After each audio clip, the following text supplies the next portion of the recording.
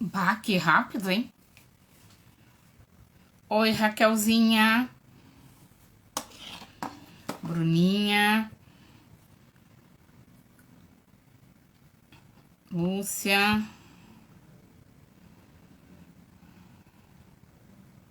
Oi, Aninha.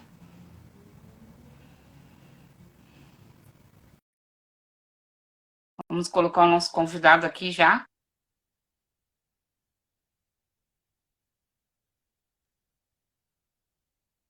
E aí? Boa noite. Então, tá conseguindo me escutar bem? Tô. Deixa eu botar mais Ah, pra trás pra mim aparecer. Deixa eu ver aqui. meu óculos torto de dormir em cima dele. Que feio, né? Que feio. Tem que ter dois, que nem eu faço. Eu tenho dois. Né? Já tá na hora de eu fazer outro. Tô ficando cada vez mais cego, Idade, meu amor. né? DNA. Isso aí tu tá fugindo das coisas, viu? Não pode. Aí, pronto, tô Raquel me tava ajeitando. preocupada que não conseguia entrar. Deixa eu avisar aqui. A Débora já tá fazendo isso já. Débora é nossa porta-voz oficial. Aham. Uhum. Eu ia botar nos grupos, mas ela já botou pra mim já. A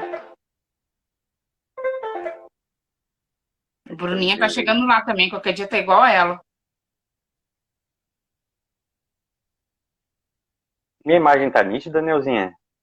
Mais ou menos. É que a internet não tá muito boa aqui.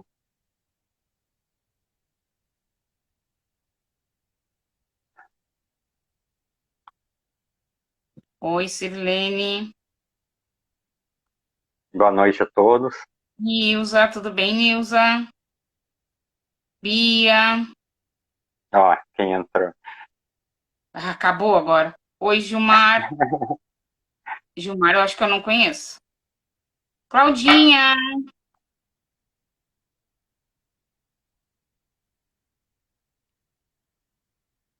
É, tem umas pessoas que eu não conheço. Aprendendo com as melhores a gente tá e deixando todo mundo louca, isso sim. Rafael, também acho que eu não conheço. Nós temos que botar umas regras lá no nosso grupo. Eu acho. Senão Elas. vai todo mundo expulso. Não, eu vou doutrinar. Oi, Roberto, eu vou doutrinar elas. Raquel Machado. Também cheguei. Claudinha é outra. A Claudinha é do nosso time também. Oi, Camila. Afrodite é a Camila. Ah, tá.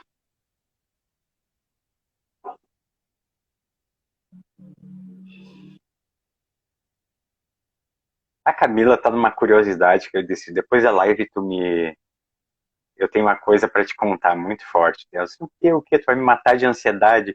Eu disse, não, mais será revelado, companheira. Primeiro assista e depois a gente conversa. Isso é igual comercial. Ai, ô, Camila, ele faz tortura com a gente, sabia? Ele faz isso com a gente. Ele tem esse dom. Isso é só para prender Antônio. atenção. Antônia Maria, boa noite. Cheguei também. Você é a pior. Aí a Débora me falando, ó. Barbaridade. Oi, Thales, tudo bem?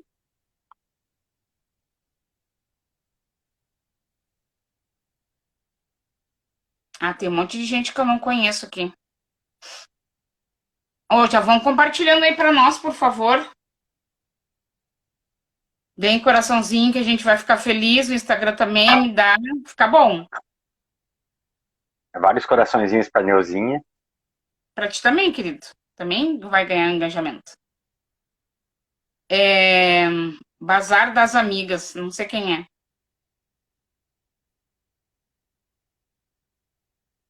Ó, isso aí, ó, bastante coraçãozinho.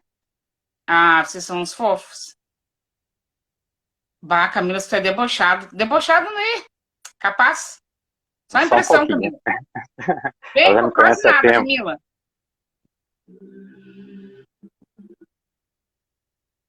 Deixa eu compartilhar também, né? Acho bom, né, meu filho? Olha aí, ó. Vamos se comportar. Chefe chegou. Chegou o Adriano? Aham. Então, Lourdinha! Oi, chefe. Não, a gente vai se comportar, a gente já combinou. isso. Vamos falar sobre a alta do dólar e como está o mercado a partir de hoje. Isso, verdade. Pô, quem não sabe que a gente é assim vai se apavorar. Mas é isso aí, a recuperação tem que ter alegria, né? Nada de a gente ficar triste pelos cantos, né? Faz parte da nossa nova vida ter essa alegria no coração, né? Tristeza a gente deixa pro passado. Boa noite, Alegria. Gorete.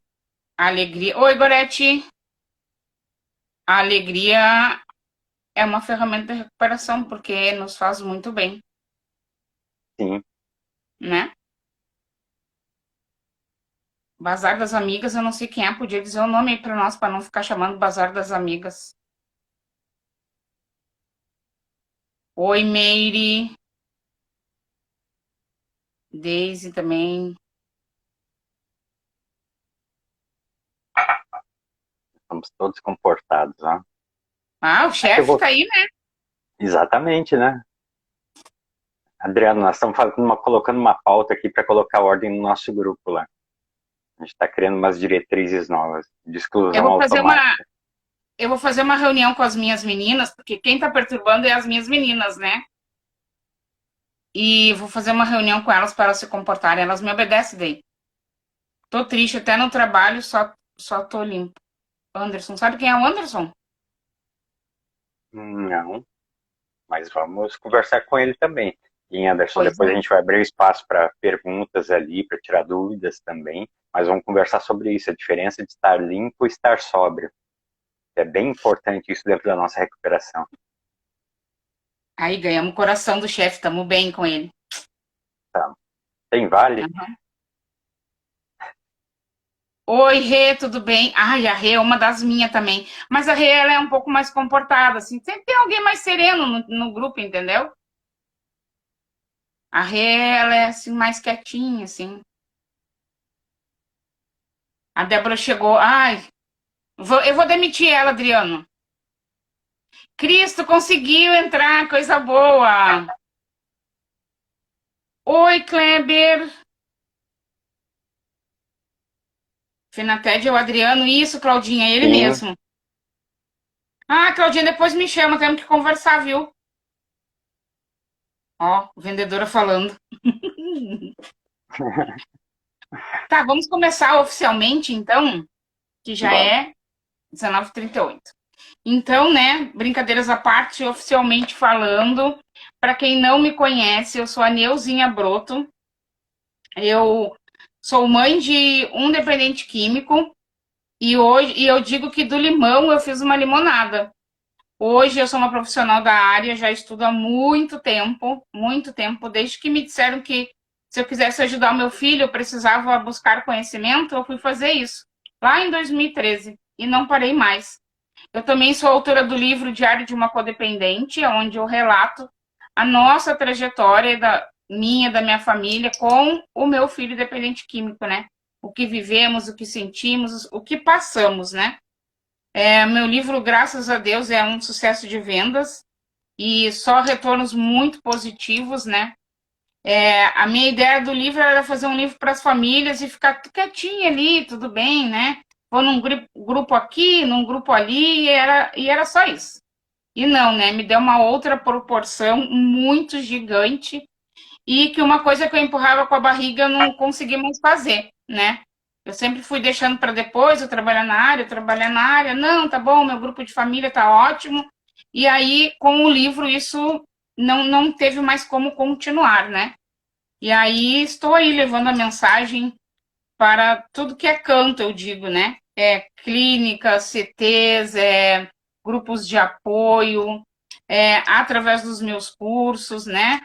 Agora eu faço parte do time da FENATED também, então levando a mensagem para muita gente, e isso para mim é muito importante, né? Me ajuda e plantar a sementinha de que a recuperação é possível, de que a gente pode viver a nossa vida indiferente das adversidades, e que o conhecimento liberta, é a melhor coisa que eu posso fazer hoje.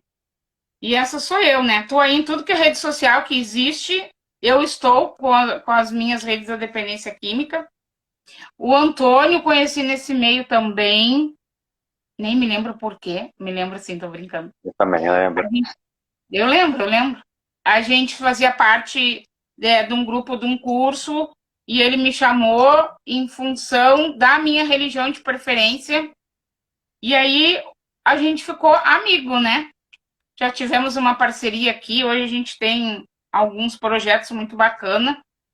E eu convidei ele para fazer essa live para esclarecer as famílias, né? Porque eu sempre digo para as famílias, né? A gente precisa ouvir o dependente químico, a gente precisa entender o outro lado, né? Para mim funcionou muito bem, funciona muito bem.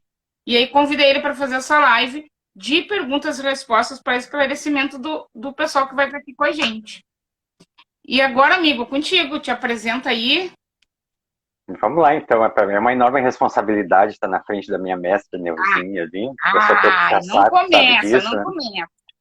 Mas a minha história não é diferente de nenhum familiar de vocês, né? Porque a maioria do grupo é de codependentes, né?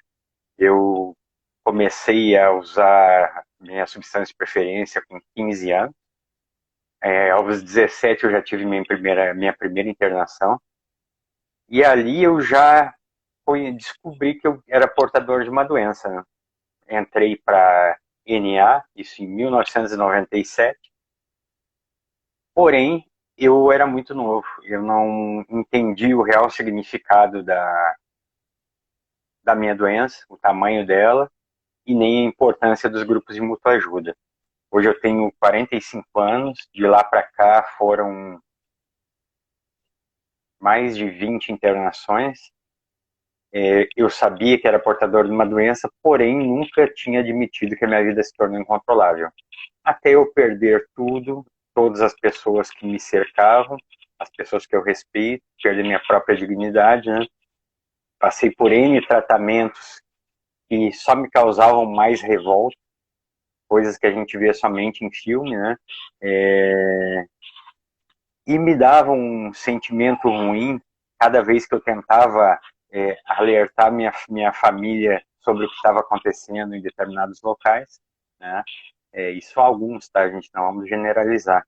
E sempre vinha aquela manipulação do outro lado, que ele está querendo sair, está querendo usar droga, não escutem ele. E a família, dentro do desconhecimento que cerca essa doença, acreditava na palavra dos outros, né? E aquilo foi me revoltando, me fazendo eu guardar uma mágoa gigante dentro de mim, até que eu cheguei num local no início de 2020 e já com meu coração praticamente com o dobro de tamanho, eu sofro de insuficiência cardíaca em função do uso de drogas, né? Praticamente 2 dias depois que eu fui internado, eu precisei de entrada num hospital em Curitiba, tendo um microinfarto a cada 2 minutos, mais ou menos. As pessoas achavam que eu não ia sobreviver, eu também achava. E para vocês terem uma ideia do tamanho da insanidade que eu estava, eu com 4 soros pendurados, né, 2 acessos em cada braço, eu não conhecia a região e a gente passou, o motorista me levou e a gente passou por alguns locais. Um adicto conhece o outro à distância. E eu olhava para a porta daquele UPA, com aqueles soros pendurados um em cada braço e pensava, se eu sair por essa porta agora eu consigo usar mais uma. Aí eu me dei conta do tamanho da insanidade que eu estava. E eu era uma pessoa que me considerava ateia, né? Um ateu convicto. Mas a minha convicção era mais para, como todo bom adicto, para contestar os outros, contestar a família, saber exatamente alguns pontos que são meio dúbios, e ao invés de ter fé, eu causar dúvidas nos outros, né? A título de chacota. Então, imediatamente eu me lembrei daquela clínica que eu entrei, onde nas refeições as pessoas oram um Pai Nosso, leem um passo, e conforme eu me lembrava daquilo, meu coração ia acalmando, meu batimento baixando, né? Meu problema também faz acumular líquido no pulmão, então foi tirado mais de 1 litro dali. entrei em tratamento e me despertou uma vontade de fazer diferente, em função de uma ocorrência que teve comigo dentro da casa com um coordenador, também numa atitude dessas grosseiras de rotular e diminuir o interno, no caso eu, né? Só que dessa vez eu resolvi fazer diferente. Eu perguntei para as pessoas que estavam ali o que que eu precisava para fazer a mesma coisa que aquela pessoa fazia. Não precisa estudar para ser terapeuta, assim, assim, assado. Eu disse, é isso que precisa? Inicialmente a minha ideia de estudar era de revolta, né? De revolta, porém querendo modificar uma realidade que eu vejo em N locais até hoje, de dentro para fora, já que a minha palavra não tinha valor nenhum. Eu queria proporcionar um tratamento humano para as pessoas, para que elas se sentissem acolhidas no local, e fui buscar conhecimento para isso. Nesse local que eu estava internado, a gente podia usar, a primeira vez que eu tinha visto na vida, a gente podia usar nossos eletrônicos, né, para aprender a gerir também o próprio tempo, um ponto positivo para o local, né. Então eu comecei a fazer um curso atrás do outro, curso de psicologia, de TCC, de técnica de dependência química, fiz meu primeiro curso de terapeuta, isso alguns anos atrás.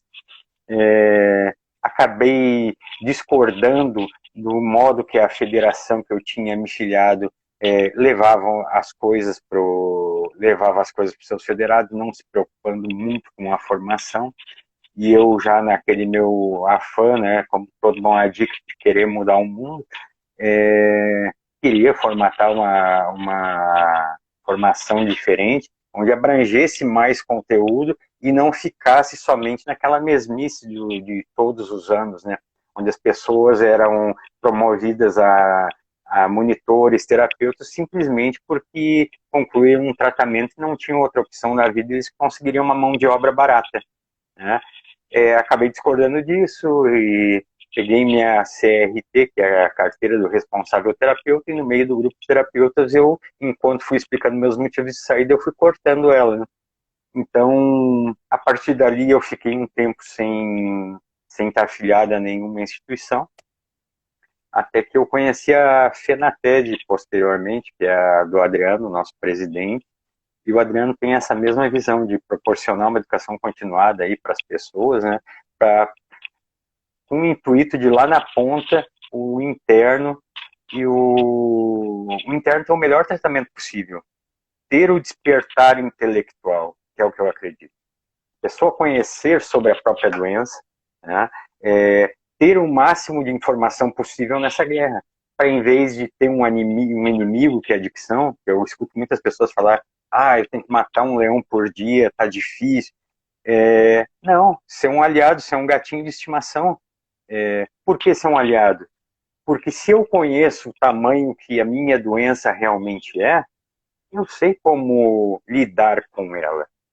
A nossa doença, a doença da adicção, é a única doença no mundo que o remédio dela é gratuito, apesar de não ter cura. É a gente buscar autoconhecimento e se tornar um ser humano melhor como parte do processo. Isso de forma automática e não intencional. Porque todas as noites eu tenho que acender, ao deitar minha cabeça no travesseiro, eu tenho que pensar aonde eu errei, aonde eu acertei, enaltecer meus pontos positivos, né? Procurar trabalhar meus pontos negativos para no outro dia fazer diferente.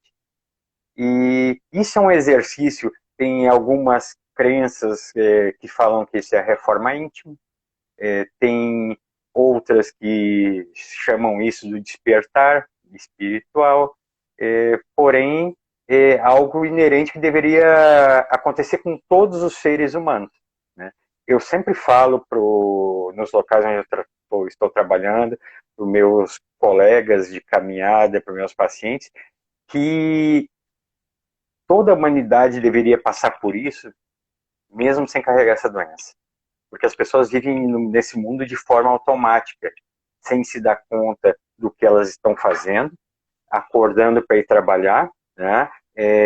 Para conquistar um bem, para usar isso para satisfazer o próprio ego perante aos seus, para ser melhor do que os outros, e esquecem que o essencial da vida somos nós nos melhorar como ser humano, porque dessa vida a gente não vai levar nada, a gente leva isso, essa amizade, essa parceria, né? Então, a gente tem essa oportunidade. Eu vejo a doença da adicção como uma forma acelerada de evolução, que poucos têm a oportunidade de viver na pele isso e sobressair sobre essa doença. Porque a gente vive num mundo tão corrido que a gente tem uma doença que a gente precisa se perceber todos os dias para se tornar uma pessoa melhor e acabar não recorrendo aos mesmos erros, né?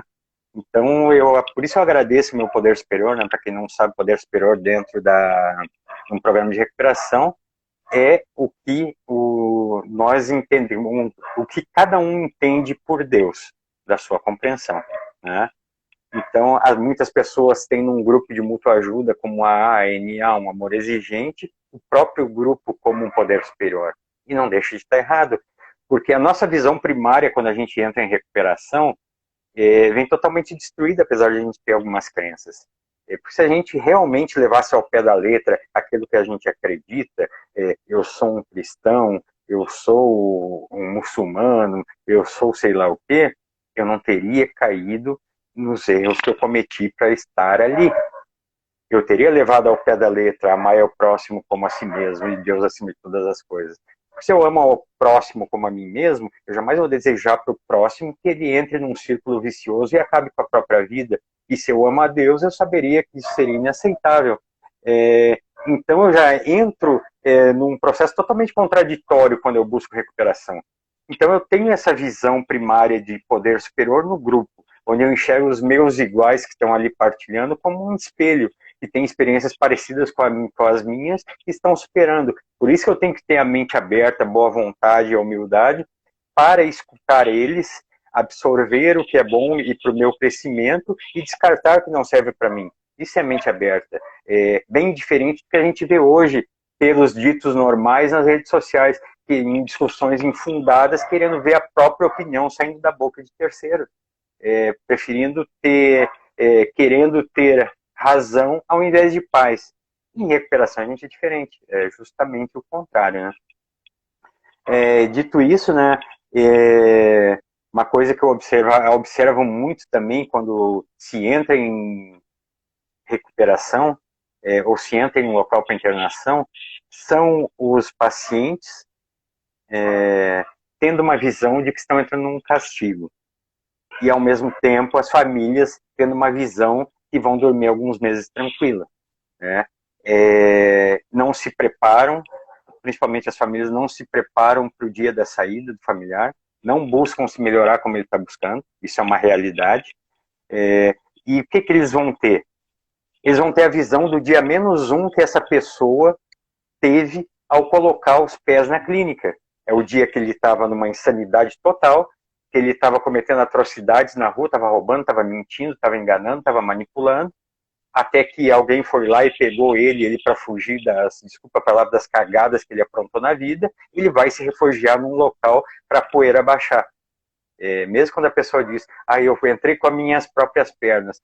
Eu sei que tu entrou com as tuas próprias pernas, eu entrei inúmeras vezes com as minhas próprias pernas, mas eu entrei por quê? Eu já entrei para recuperar relacionamento, internação. Eu já entrei para conseguir benefício do Estado, da União para ficar em recuperação. Eu já entrei para não perder emprego. Eu já entrei para inúmeros motivos. A única vez que eu entrei para salvar a minha própria vida foi quando eu vi o tamanho da merda que na minha vida tinha se metido. Eu vi a minha saúde ser destruída e eu estar prestes a uma morte iminente. Eu não sou regra, tá? Cada caso é um caso. Porém, isso a gente observa os padrões dentro da clínica. As famílias terceirizando a responsabilidade pela educação também, né?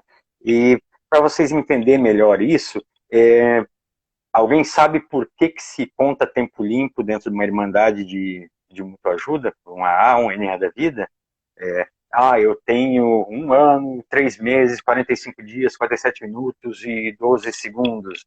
ao outro lá já fica mais envergonhadinho, porque está iniciando a caminhada agora, eu tenho 2 semanas. Ah, eu estou recém saindo de um tratamento, outro lá, eu tenho 10 anos. Gente, muita gente tem uma visão errada sobre contar tempo. Contar tempo não é para se engrandecer em cima do recém-chegado e nem para conquistar benefícios da família. Contar tempo é para a gente se lembrar exatamente do dia -1 que a gente teve na nossa vida e fez ela se modificar. Para ver quão perto a gente está daquele ser humano desprezível que lá atrás cometeu as maiores atrocidades do mundo, perdeu o controle sobre a própria vida e precisou de uma intervenção, porque estava colocando a própria vida em risco e a vida de terceiros. Né? É para isso que se conta tempo limpo. Para saber que há 600 e poucos dias atrás eu estava rolando na rua sem saber para onde ir, nem não ter para onde voltar. É para isso que a gente conta o tempo, para não esquecer a própria história. É só para isso. A Débora tem razão. Tempo não é patente para ninguém. Por quê? Porque a droga, minha substância de preferência, o ser humano que eu era e que ainda habita dentro de mim, está a uma distância de um braço ainda, está ao meu alcance. Então, hoje eu tenho meu livre-arbítrio devolvido. Eu escolho o que eu farei conscientemente. Né? Então, o que facilita mais esse tempo de caminhada é a compreensão que eu tenho sobre a minha doença e o que eu conheço sobre o Antônio, o que eu estudo e o que eu faço com essas informações. Gente, é lindo isso. Porém, o que mais se observa é pessoas buscando tratamento, não importa o motivo que entraram, tá? Não importa o que eles fazem com o tempo que estão lá dentro, porém famílias não buscando se tratar, não se preparando para o dia que o familiar for sair. Por quê? Porque a hora que eles saírem na rua, eu já boto isso na cabeça deles, não vai ter nenhum tapete vermelho do Oscar esperando eles para ir para casa dele, até porque as famílias, a maioria delas não buscam conhecimento, autoconhecimento. O que eles buscam? Paz. E achar que um milagre vai acontecer na vida. Gente, não existe milagre se a gente não meter a mão. Fé sem obra, fé sem ação é obra morta, né?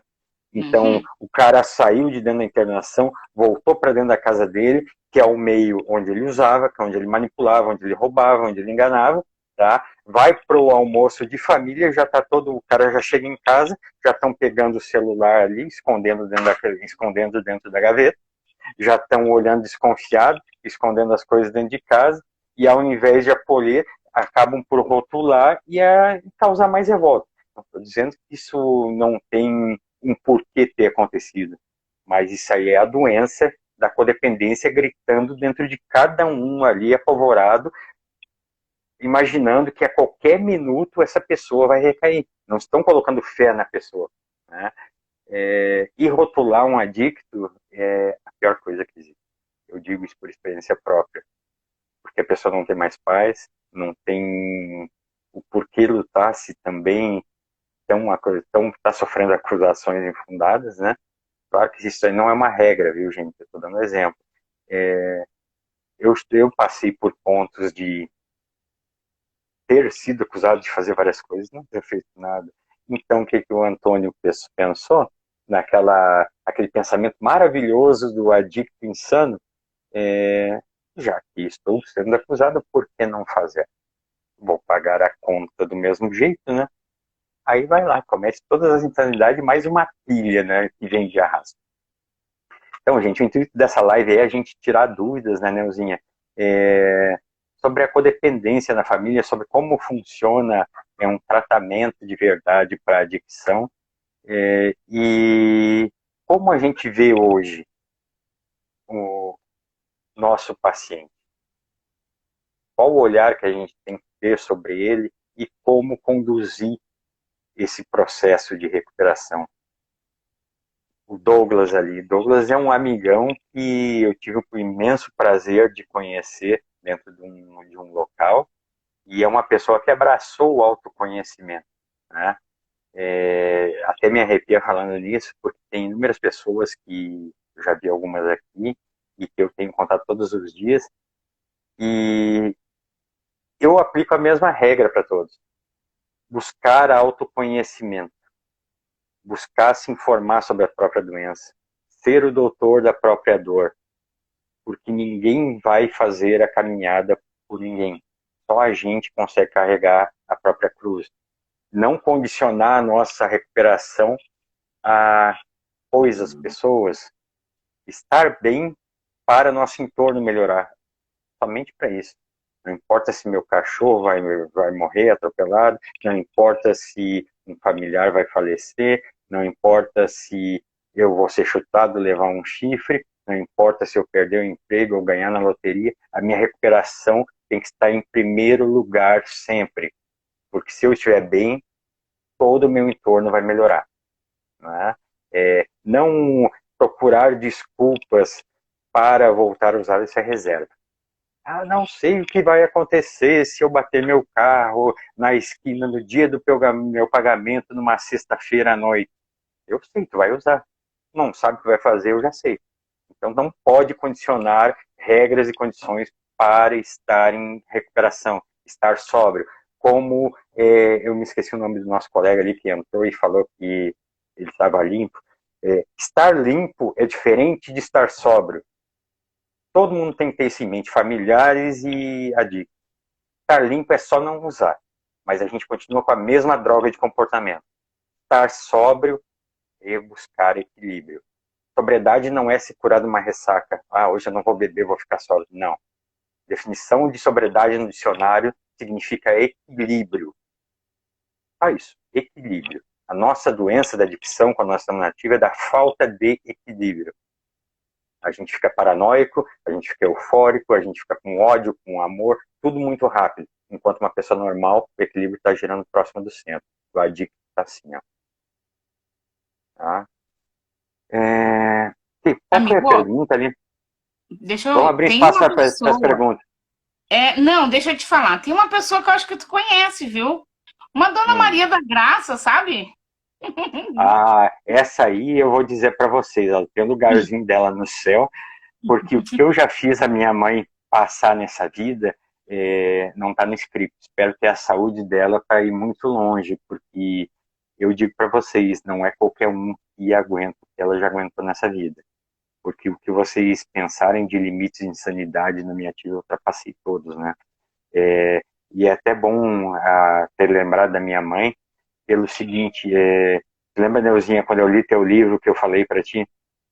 A primeira vez que eu consegui me colocar no lugar da minha mãe e tem realmente empatia por ela, para ver a situação sobre outro ângulo que não fosse do Rei Bebê aqui, foi quando eu li o livro da Neuzinha. Por isso que eu recomendo para todo mundo e ele está sendo tão usado dentro de tratamento.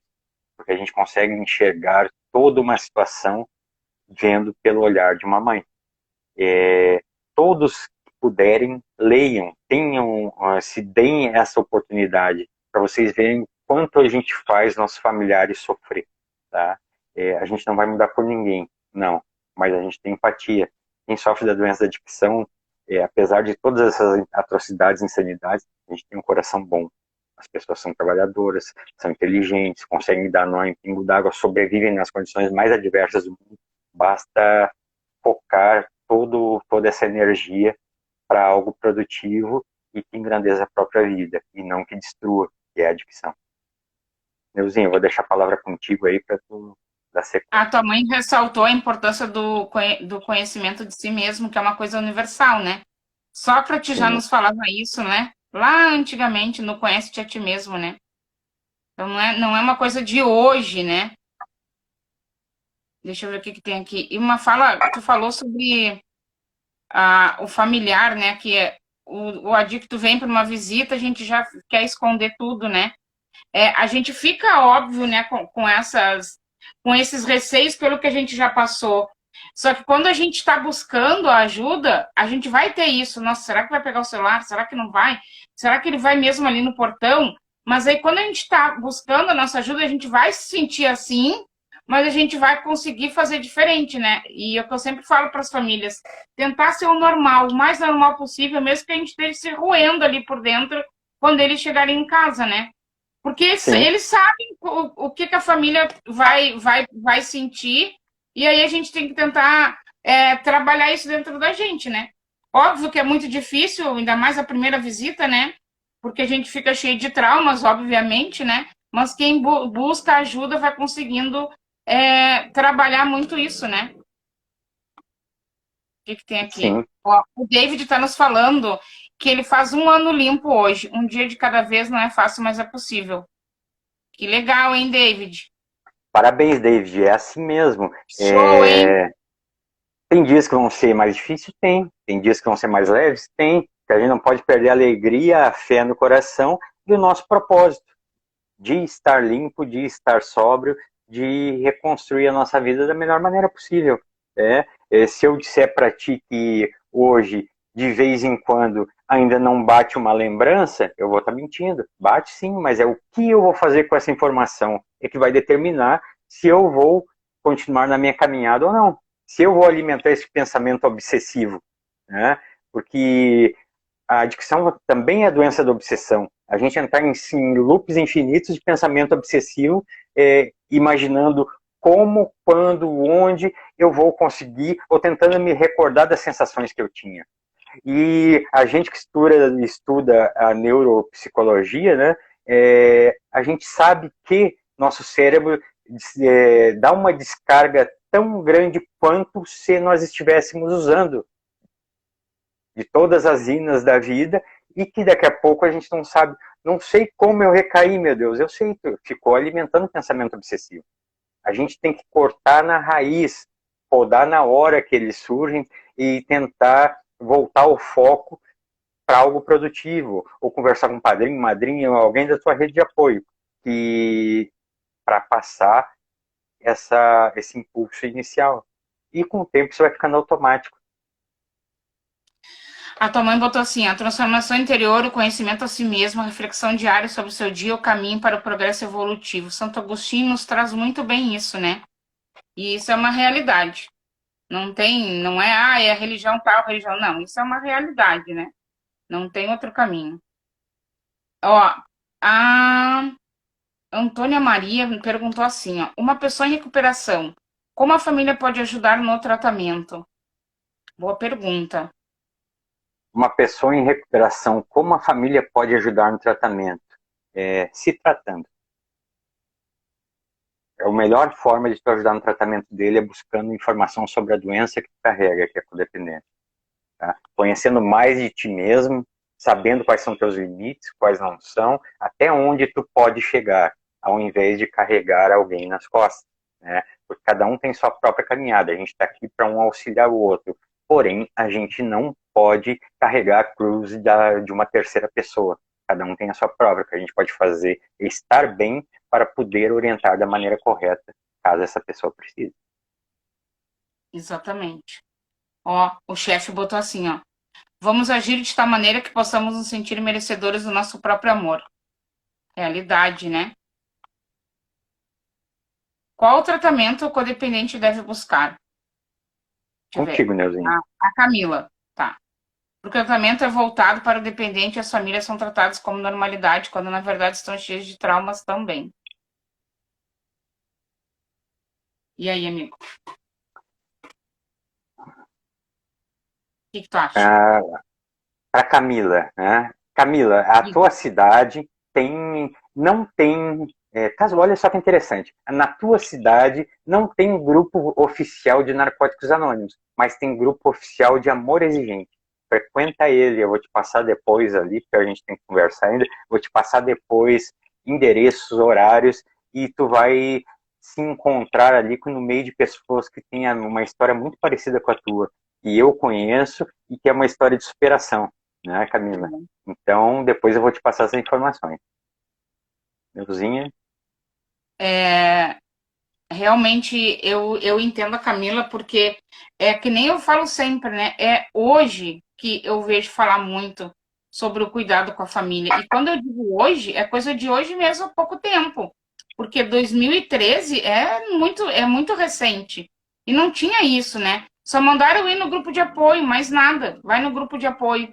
Mas ninguém me falava o que eu tinha o diferencial devido ao meu segmento religioso, que já tinha aquela pegada do autoconhecimento, da análise diária dos sentimentos, das ações, né? Mas isso é uma coisa que ainda falta muito, né? E há pouco tempo que eu vejo essa pegada de estarem vendo, opa, temos que dar um apoio para a família, né? Não é só o grupo de apoio. Porque há um tempo atrás, o amor exigente era muito fechado, né? Não, aqui no grupo vai dar tudo certo, mas não é, né? A gente também precisa, muitas das vezes, de um outro apoio, né? Precisa de um psicólogo, de um psiquiatra, de um terapeuta, né? E hoje que a gente está vendo mais essa abertura, né? Mas é Sim. difícil de achar, viu? Deixa eu ver o que botaram aqui. Tá. Isauro, eu estou limpo, 20 anos sem beber e a minha família ainda não confia em mim. Vai, não ia falar. Não. Então, Isaura, o importante nisso tudo é tu confiar em ti, tá? Saber até onde a tua doença está, como ela está dentro de ti hoje, seguir na tua programação. Se tu está limpo há 20 anos, não é por acaso, é porque tu tem um objetivo, tu tem um propósito de vida e tu segue ele, né? Continue nessa pegada e veja também se às vezes não é a própria doença te manipulando em determinadas situações e a gente também, de vez em quando, tem um flashback de delírios, pequenos delírios persecutórios, né? A gente tem que também ter empatia e relevar muitas coisas, né? Para viver a nossa vida da melhor maneira possível. Hoje eu também enfrento algumas situações em relação à confiança. Minha mãe e meu pai estão, não sei se meu pai está assistindo também, eu me impressiona como eles conseguem confiar em mim hoje. Literalmente me impressiona, né? E quem pensa como para entender o que eu estou falando, um adicto ele pensa como se fosse um jogo de xadrez. A gente sabe se mover o peão aqui, o bispo pode nos atacar por ali, o cavalo pode entrar por aqui, mas se eu fizer movimento tal, eu já sei qual é o objetivo final. E às vezes a minha mente prega essa peça se eu entrar num pensamento obsessivo achando que uma pessoa não está confiando em mim por alguma palavra, alguma atitude. E isso é uma forma da doença se manifestar. Isso é legal tu conversar com teu padrinho, com a tua madrinha, com o teu terapeuta, com o teu psicólogo, para ver como fazer um ajuste fino no teu tratamento nessa parte da saúde mental. Porque se tu está bem, é sinal que o teu tratamento está dando certo. São pequenas coisinhas a serem melhoradas. Isso que é o fantástico da nossa doença. A gente não pode se acomodar nunca. Nós vamos ir até o fim dos nossos dias buscando autoconhecimento e melhora. É isso. Acho que a tua mãe é assim, porque muito ela buscou, né, amigo? E aí tem essa busca. Eu lembro que tu falou muito do amor exigente numa live que a gente fez, né? Que a tua mãe viveu o amor exigente, né? E aí, Sim. óbvio, né? Junta com mais o lado da espiritualidade, né? Que toda a família precisa ter. E aí as coisas funcionam desta forma, né? A Laurinha botou assim, ó. O que dizer para uma mãe que ouve o filho dizer: me tira daqui, essa clínica é fraca. Eu só respondi: se ele é tão bom, por que não consegue ficar bem aqui fora? Entendeu? Entendi. O que eu vou te dizer? Ele está no melhor local que poderia estar no momento, né? Porque ele não está colocando a própria vida em risco ou de terceiras. Conversa com o corpo clínico para saber como é que está a evolução dele, né? Então, tem várias clínicas que os familiares também têm grupos tem grupos que podem um contatar o outro, né? Segue buscando o teu tratamento para familiar, né, que é o tratamento de codependência, e identifica o quanto essa situação está te atingindo e de que maneira está te atingindo. Escutar essas palavras. Está com dor no coração? Tu sente raiva? Tu se frustra? Tu já imagina que o tratamento dele não vai dar certo? Tu pensa em tirar ele de dentro da clínica e colocar ele dentro da tua casa e abraçar e não deixar que o mundo afete ele? Só tu vai saber o que se passa na tua cabeça. E com essa informação, tu pede ajuda, tá? Conversa com quem tem mais experiência, que já passou por uma situação parecida. Isso aí é fantástico nos grupos de autoajuda, que todo mundo quer estar ali com altruísmo e para querer ver o outro melhor e bem, eles vão te falar exatamente o que você está passando. E se você tiver a oportunidade de conversar com um profissional de saúde mental, coloca para ele essas situações, tá? E para o teu filho, quando ele colocar isso, eu sugiro para ti assim, não entrar num embate, porque isso não faz bem nem para ele, nem para ti, para ele seguir na pegada que ele está dentro do tratamento, continuar estudando lá, e para fazer daquele pouco tempo que ele for ficar ali, algo produtivo, para ele não ver, ao invés de enxergar muros, grades, ele tem que enxergar um horizonte em branco que ele vai pintar com as atitudes que ele está tendo hoje, né? O que ele está buscando para si hoje? Ele está buscando conversa dativa, ele está buscando distrair o foco, ele quer participar só das atividades que dão prazer, a gente sabe qual vai ser o futuro dele. Porque ele está pintando procrastinação e que não quer nada com a vida. Agora, se ele está buscando estudar, se conhecer, se interessar pela doença, tá? Saber como isso afeta ele, como ele vai melhorar como ser humano, ele está no caminho mais do que correto. Tá? Então, é importante as pessoas que estão internadas ter isso em consciência, ter isso em mente. O que eu vou fazer com o meu tempo internado? Já que estou internado, né, por que não aproveitar da melhor maneira possível esse tempo para que eu faça uma vez só e bem feito, para voltar nesse local que salva a vida, só para trazer uma mensagem de fé, força e esperança para os novos internos, porque esse mercado não para, né? Uma mensagem de fé, força e esperança que existe uma vida possível e plena sem drogas e que é possível, tá? É possível vencer e é possível estar bem. Então, quem vai determinar o futuro dele é ele, com as ações que ele tem no presente. E assim como você também. A Lourdes falou que o filho dela vem dia 29. Ela tá feliz, mas preocupada. Ah, não tem como a gente não ficar, né? A Lourdes está começando a caminhada dela agora, sabe? Então, né, a gente fica mesmo, né? Não sabe se vai querer voltar. Falando como mãe agora, a gente não sabe se vai querer voltar, se realmente vai ficar em casa, se não vai sumir já no mesmo dia. Então é uma preocupação que a gente tem, mas quem busca, quem vai buscando ajuda é chover no molhado a fala, né?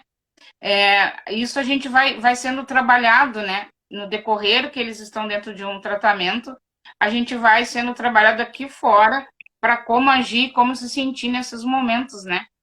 O que tu tem para falar disso? Acho que está perfeito o que tu falou, né? Não tem muito o que acrescentar. Eu não sei, pelo que tu falou, ela está iniciando a caminhada, então deve ser um primeiro tratamento dele. Eu digo por experiência o que ele vai sentir. Ele vai sair com os olhos e estar enxergando um mundo completamente novo na frente. Com esperança, com fé. Talvez a doença ainda grite dentro dele, porque ele ainda não sabe lidar com ela. Vocês têm que ter vocês têm que ter a sabedoria de se impor sem rotular e sem agredir, preservando a sanidade mental de vocês também. Porque ele vai... alguns invariavelmente tentam querer ficar, não voltar para o tratamento. Então, deem força para ele, entrem por essa linha que esse tempo para ele é um tempo de crescimento. Poucas pessoas no mundo têm essa oportunidade de parar tudo para poder se auto-observar e ver como vai melhorar como ser humano. Tá? Isso é fantástico. Para ele não ver aquilo como um castigo, para ele ver para ele saber o tamanho do desespero que uma mãe chega e precisa terceirizar o cuidado de um filho. Então a internação é um ato de amor supremo, não é nenhum castigo, tá? É por tá querendo ver teu familiar bem, tá? E tu não tem ainda o conhecimento necessário para lidar com isso. Então, tu precisa buscar a ajuda profissional. E é sempre pensando no melhor, nunca no pior. A Antônia botou assim, ó, quando a pessoa está em recuperação, pode participar de festa que tem bebida? Não bebendo. Gente, assim, ó, brincadeiras à parte. Num primeiro momento, aí quem está recebendo um familiar de ressocialização, evitem ter em casa bebidas alcoólicas, alguma coisa que lembre ativa. Por quê, gente? Principalmente para quem é novo na caminhada, para não despertar a vontade nele, é, e ele também vai estar aprendendo muitas coisas dentro de uma clínica ou de uma CT, principalmente para quem está na primeira, segunda internação, e ele não vai entender também chegar na casa dele e tá tio, tia, vizinho, caindo de bêbado num canto, falando alto no outro, cervejada rolando na mesa, uísque lá no canto, um churrasco, pagode tocando, e não poder participar daquilo ali que era, digamos, o único lazer em família que ele conseguia se sentir incluído, né? Façam as festas de vocês, mas evitem bebida no ambiente, num primeiro momento, pelo menos. Depois ele vai aprender a lidar com essa situação e vai saber que cada um também carrega a sua própria cruz, tá? Mas essa informação logo de início, de supetão, ele pegar um ambiente onde todas as pessoas que ele respeita, que ele ama e que querem o melhor para ele estão num ambiente consumindo, ele vai dizer que as pessoas são hipócritas, porque não que sejam, tá, gente? Mas é o raciocínio do Adi. Por que eu fui parar num local de internação e eles estão fazendo tudo aquilo que me levou até lá, né? Isso é um primeiro momento, tá? É até ele adquirir consciência, adquirir mais conhecimento, se fortalecer mais na caminhada. Depois ele vai entender e vai poder transitar em meios sociais que ele veja as pessoas sem isso afetar ele. Mas enquanto ele estiver em tratamento, evita, tá? Eu vi isso ao vivo e a cores. Quando o Douglas morava lá em Tapes, né? E ele morava com mais duas pessoas que estavam em recuperação. E um dos afilhados do Douglas ia ficar na casa dele na época, né? Quando viesse para Ressô. E aí a mãe dele, o Douglas hospedou a mãe dele lá e tal, e fomos para a fazenda. Uma visita de domingo, normal. E aí, meio-dia, nós íamos vir para casa, né? Quando nós chegamos em casa com o menino, o guri se deparou com o churrasco, que a gente nem sabia que ia ter, o churrasco e a cervejada. O desespero daquele menino foi tanto, ainda bem que ele estava rodeado de irmão de caminhada dele. Porque sempre depois das visitas o pessoal se reunia lá na casa do Douglas, né? Aí o coordenador da fazenda, o pessoal que trabalhava lá, os guris de recuperação e tal, o pessoal ficava muito lá na casa do Douglas. Foi muito bom o menino estar em volta deles, porque ele ficou muito mal. Muito, muito mal mesmo. Tipo, meio que desesperado, assim, sabe? Ele já estava com aquela insegurança de sair, e ele mesmo disse: Eu quero é ficar na casa do meu padrinho, porque ele não queria sair de volta daquilo que ele tinha como segurança, e aí ele chega e se depara. Ainda bem que ele estava com os meninos, sabe? Mas eu vendo assim de fora, e nem tinha tanto conhecimento na época, foi em 2014 isso, eu já fiquei muito assustada, assim, de ver, caraca, meu. E ver, assim, no olhar do menino, ele era muito novo, né?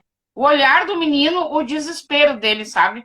Então, a família, quando ela não busca, ela comete essas coisas, né? Sim. Peraí que tem mais coisa aqui. A Cris disse que o filho dela pediu para voltar para a clínica, né? A Cris tu conhece. Que ele tem Conheço. medo de ficar aqui fora. Ela quer saber se esse medo é bom ou ruim. A Conversei Cris, bastante com assim, a Cris hoje. a Cris é uma pessoa que eu admiro ali, porque ela me procurou no Insta já faz algumas semanas, né? A gente começou a conhecer um pouco mais da história dela, um pouco mais da história do filho dela. E assim, Cris, que nem eu te falei, acho que foi semana passada, né? Eu acho fantástico ele ter partido dele essa ideia de voltar para dentro de uma clínica, estando limpo, no final do ano, numa época que é carregada de gatilhos para a maioria dos usuários, tá? Das pessoas que sofrem de adicção. Então, ele está buscando um entendimento e buscando se melhorar. Ele não está indo por acaso nem a passeio. Ele está indo porque ele já está começando a reconhecer os próprios limites. E quando isso acontece, é um passo para o real despertar intelectual. Ele conhecer a si mesmo, conhecer a própria doença. E ele já está conhecendo os limites dele. Eu também, acho que os últimos 2 natais e ano novo, mesmo não estando internado, eu passei dentro de clínica, aproveitando para dar uma folga para o pessoal que tem uma vida normal de funcionário, né? Tem família próxima, minha família mora muito longe, e é um ambiente que eu gosto, e que eu me sinto protegido também, e que eu posso fazer diferença com quem está lá se sentindo sozinho. Eu acho fantástico essa posição que ele teve. O mais incrível nisso é a idade dele, ele é muito novo Isso que eu ainda. ia falar. E ele é muito novo, e para chegar a ter esse entendimento, tem muita gente que bate cabeça há anos, hein? Então, Cris, fica tranquila e ele também está no melhor local que poderia estar hoje. Conversamos muito, eu e ela, 40 minutos no telefone hoje. Olha, a Lourdes falou que o filho dela está preocupado em ficar limpo, pois vai ficar 4 dias em casa e voltará para a clínica para trabalhar na cozinha. Isso é se esconder na clínica ou aproveitar mais o tratamento? Como é que é o nome dela? É a Lourdes. Ela acha que ele está com medo de aqui fora. Porque Tá, é o verdadeiro Lourdes. tratamento é aqui. Tá, então assim, só para entender, tá, ele vai voltar para ficar 4 dias, então ele vai entrar em ressocialização, após cumprir a ressocialização de forma bem feita, sem recair, ele vai ter uma oportunidade para trabalhar no local que está internado.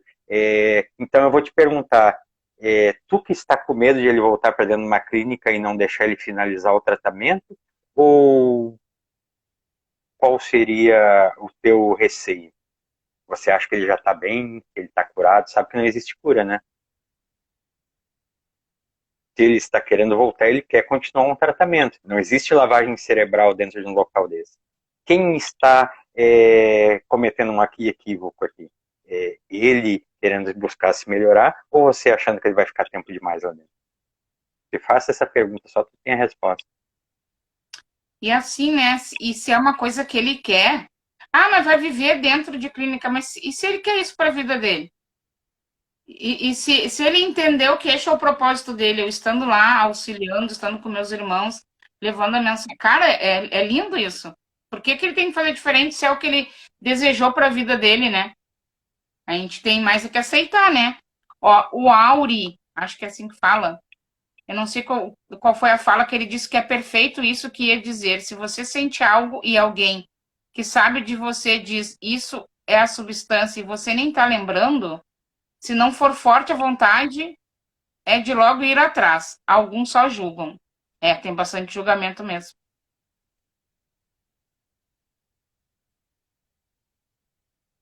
Como tem julgamento, né? Tô procurando aqui. Essa parte de julgamento aí é interessante entrar, né? Porque, assim, ó, quando a gente fala de tratamento humanizado, não é aquela coisa de, eu vou. O meu filho vai para um spa, ele vai estar bem lá. Não, tratamento humanizado é um tratamento onde a gente conscientiza o interno sobre o real estado físico, mental, psíquico dele, para que ele busque com as próprias pernas o conhecimento também, né? Claro que vai ter a orientação de toda uma equipe multidisciplinar, que vai incluir monitor, terapeuta, psicólogo, psiquiatra, médico, enfermeiro, técnico de enfermagem, né? Então, essa questão que a gente está falando de rotular, né, Neuzinha? Se rotular, o nosso cérebro é uma ferramenta fantástica, porém, ninguém tem um conhecimento real do poder dele e de como ele funciona. Para a gente que carrega uma doença, principalmente a doença da adicção, ainda mais no início, a gente tem que ter muito cuidado com as palavras que usa. Se autorrotular também, né? eu sou um dependente químico, ou usar em tom pejorativo ali, seu dependente. As pessoas não sabem o que significa isso para a gente que carrega essa doença. Gente, dentro da CIDS, da Organização Mundial da Saúde, que é ela que classificou essa doença da adicção pela primeira vez em 1967, dentro de uma lista infindável de subitens, somente um deles é dependência química, tá? Ela é uma doença, ele é considerado um transtorno de uso por substâncias químicas, certo? Tanto alcoólicas, quanto medicamentosas, quanto, enfim. Se a pessoa realmente fosse um dependente ao pé da letra, ela não conseguiria dormir uma noite dentro de uma clínica de uma CT. Ela estaria aposentada pela nossa INSS, ganhando um vale-droga porque ela precisa daquilo para viver. E não é assim que funciona. Então, somos pessoas que passaram por estados temporários de dependência, porém que carregamos uma doença crônica, incurável, fatal, que é a adicção. Se não tratarmos ela da forma mais adequada, nós vamos voltar ao estado de dependência química, certo? Então, não aceitem se rotular, nem rotulem seus familiares. Tá? Busquem conhecimento, busquem informação, o conhecimento liberta e salva muito mais vidas do que determinadas coisas que a gente vê por aí. Isso é um tratamento humanizado, olhar humanizado, fazer a pessoa entender que ela tem imperfeições a ser trabalhada. Se a gente começa a apontar naquela mesma linha defeitos, tem uma coisa que eu detesto, é quando falam defeitos de caráter. Tá? Gente, isso aí, essa terminologia já não se usa há muito tempo. São imperfeições a ser trabalhada. Defeito é eu chegar na loja, comprar um mouse e ele não funciona, tá? Eles pegam e fazem isso no lixo e me dão um novo. Não, nós somos seres humanos. A gente é insubstituível, a gente é único. A gente tem imperfeições a ser trabalhadas, tá? E elas são uma chance de nós crescermos e evoluirmos na face da Terra. Defeito denota descarte, e não tem conserto. Tá? A gente tem que conhecer a fundo realmente do que se trata essa doença da adicção. O profissional tem que ter um olhar amoroso, de empatia, e principalmente conhecer várias técnicas e não se bitolar somente em uma, porque deu certo dentro de um tratamento para fulano. A gente tem que ter N técnicas na manga, conhecer a fundo elas, como funcionam, porque a técnica A, vamos dizer, os 12 passos vão atingir melhor um determinado grupo dentro de uma clínica, porém não vão atingir outro. Ali eu vou entrar com uma terapia cognitiva comportamental, ou vou entrar com uma entrevista motivacional, ou vou entrar com uma psicanálise. Então, cabe ao profissional também a responsabilidade sobre o interno ir ou não ir bem dentro do tratamento. Hoje eu considero, claro que respeitando alguns momentos, que recaídas, que falta de conhecimento, denota que não foi passado da maneira correta, ou tentado todos os meios com uma pessoa. Tá? No momento que no momento que eu aplico todas as técnicas e meu interno ele entende que tem uma doença, que ele precisa buscar autoconhecimento e que eu estou ali para tudo do lado dele, não tenho dia, não tenho hora para atender, aí sim, a responsabilidade é só dele. Agora, se eu privo ele de informação, de conhecimento, de empatia, de atendimento, de disponibilidade, eu digo que a responsabilidade maior é do profissional. É isso que significa um tratamento humanizado. É a gente tentar de tudo, fazer de tudo, aplicar todas as técnicas e estar à disposição deles. Porque, querendo ou não, vocês conhecem aquele termo, a ignorância é uma bênção, né? Na realidade, a ignorância é uma maldição para quem tem a adicção. Então, a gente precisa normatizar ou normalizar a palavra despertar intelectual. Muito se fala no despertar espiritual, mas não no intelectual. Quando se fala em despertar espiritual, as pessoas imaginam, nossa, o fulano aquele que está há 28 anos limpo lá no NA, teve um despertar espiritual. Como será que foi, né? Será que ele estava deitado na cama, no leito, em quase morte, e recebeu a visita de um anjo que tocou a testa dele e falou, ó, desperta e tu não vai mais usar droga?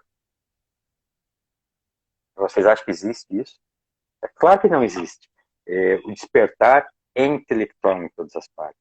O que fazer com essa informação? Com as informações que eu tenho? No momento que a gente consegue ligar todos os pontos, o que é a doença, o que são os passos, o que é o tratamento, o que uma literatura tal diz, se enxergar nessas linhas principalmente, aí está tendo um verdadeiro despertar. Porque a gente começa a entrar numa caminhada para se melhorar. A coisa não é difícil, é bem mais simples que se imagina, e no momento que a gente entra, consegue essa compreensão, esse entendimento, deixa de ser um fardo que a gente carrega e passa a ser uma alegria na nossa vida. Tá? Então, a gente sai do estado de estar somente limpo e entra para o estado de sobriedade.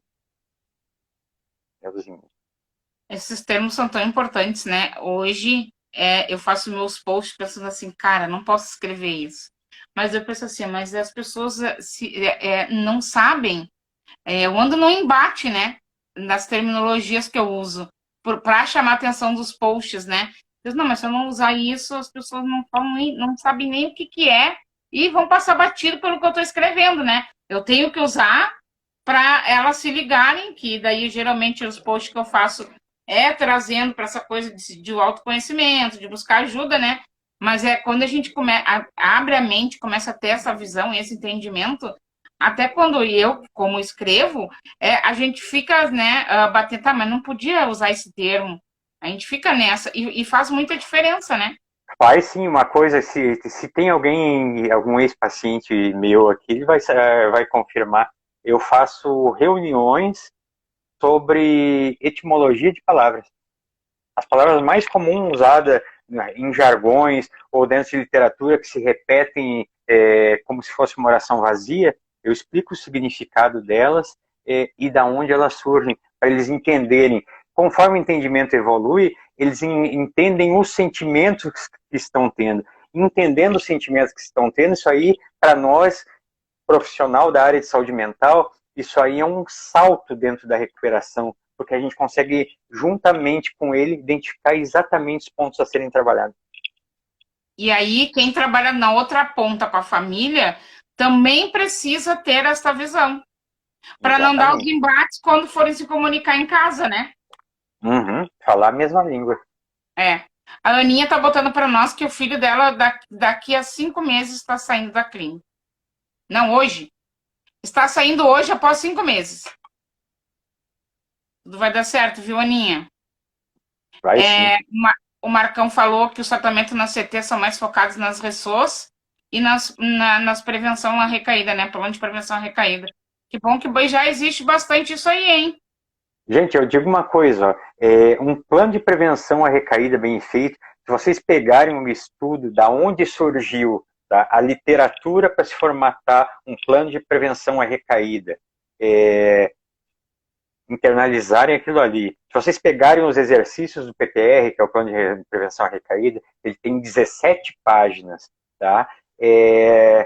Foi pontuado por psicólogos, por uma equipe de psicólogos que aplicaram isso dentro de um grupo de pesquisa nos anos 70, tá? Onde eles conseguem praticamente cobrir todas as situações que uma pessoa vai ter na rua ou teve de sentimentos durante a vida e aplicar esse exercício de forma bem feita, orientando o interno, ele consegue ir mais a fundo no despertar de sentimentos a serem trabalhados do que fazer um quarto passo onde a pessoa está sozinha escrevendo uma coisa que ela não sabe na realidade o que está fazendo ali. Principalmente em clínicas que botam como obrigatória essa tarefa. Eu gosto de trabalhar o PPR já na primeira semana que o interno cai na minha mão, porque a gente tem material quase infinito para reuniões ali, tem todo esse material para despertar o autoconhecimento, para a gente saber onde as dores estão escondidas lá nos recândidos da alma da pessoa, porque tem choro, tem ranger de dentes quando está escrevendo aqui, lembram de N coisas que haviam esquecido, choram, não querem fazer, acham aquilo um absurdo, e no final fazem. Sai um peso das costas, a gente coisa mais linda é ver um olho voltar a brilhar depois de um exercício desse. Então, um PPR bem aplicado é um meio caminho andado para uma boa recuperação. Vou dizer que isso aqui no Sul é meio que uma novidade, viu? Deixa eu ver aqui o que mais. A Lourdes, que está começando agora, está gatinhando, faz um ano, que bom, né? A Lourdes vem na pegada dos nossos cursos aqui. A Kelly botou que percebeu o namorado dela muito focado em mim durante toda a estadia. Fazenda está completando 6 meses, semana que vem, primeira saída. Achei melhor só 3 dias aqui em casa para eu reservar as minhas. O que acham? Entendeu? Recolhei de novo.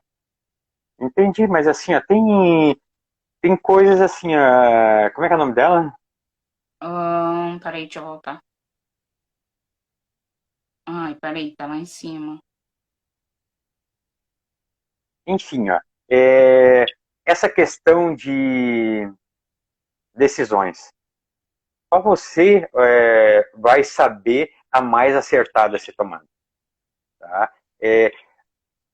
Pedir para uma pessoa tomar uma decisão por a gente é validar algo, pedir para validar algo, caso dê errado ou dê certo, ter quem culpar. Tá? Então, quando tomar suas decisões, tome ela da maneira mais tranquila possível, tendo certeza de ter analisado todos os âmbitos, aspectos que envolvem ela, e conviva bem com as suas decisões, não se culpe por ter tomado. Tá? Então, se você acha que 3 dias está bom, 3 dias está bom. Se você acha que 6 está bom, 6 está bom. Saiba conviver com as suas decisões. Tá? Eu, para poder dar um feedback melhor, eu teria que conhecer a fundo a história dele, como está a evolução dele dentro do tratamento, como ele está se portando no dia a dia, como tu está agindo perante ao tratamento dele, o que você está fazendo para buscar a sua melhora também. Aí sim, eu poderia dar uma opinião com um olhar profissional, dizendo isso é bom, isso não é bom, tenta ir por aqui, tá? Mas nunca impondo o que você deve fazer ou não. Amigo, a Ângela botou assim, ó. Meu marido, 59 anos, ficou 6 meses na clínica, saiu e não quis o tratamento aqui fora. Tem 45 dias que tá bebendo muito, recaída muito forte. Certo. Meu conselho, tá? Isso Fala que aí não precisa de ajuda e nem de tratamento. certo. Então, assim, ó, coloca uma coisa em mente. Qual é o requisito básico que vai assinado em qualquer laudo médico no momento que uma pessoa vai internada? Consta lá grampeado atrás do contrato. Tá? Paciente está colocando a própria vida em risco ou a de terceiro. Quem está em estado de dependência, que a gente falou alguns minutos atrás, ele está com a capacidade cognitiva e o poder de decisão afetado. Você vai fazer o que agora? Vai ser conivente em ver ele se matar? Não precisa entrar em guerra com ele nem debater. Ou tu vai acionar um profissional da área, um CAPES da vida, um Ministério Público e pedir uma intervenção. Tá? Se você quer continuar nesse relacionamento, porque também tem a opção, a pessoa não aguenta mais viver isso, vai viver a vida dela, né? Agora, se você quer continuar nesse relacionamento, busque ajuda para ele. Ele não está em capacidade de decidir sozinho.